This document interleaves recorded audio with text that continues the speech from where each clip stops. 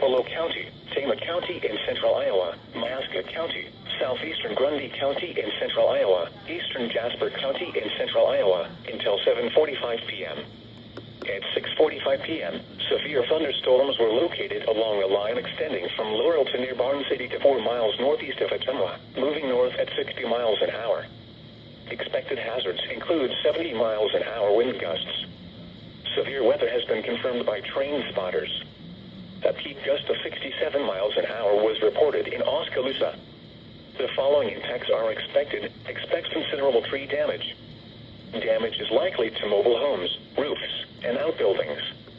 Locations impacted include Ferguson, Morrison, T.F. Clark State Park, Ottumwa Industrial Airport, Green Mountain, Grinnell, Oskaloosa Municipal Airport, Garwin, Chelsea, Lincoln, Union Grove State Park, Meskwaki Casino, Kellogg, Traer, Glanbrook, Laurel, Malcolm, Elberon, Montour, and Haverhill.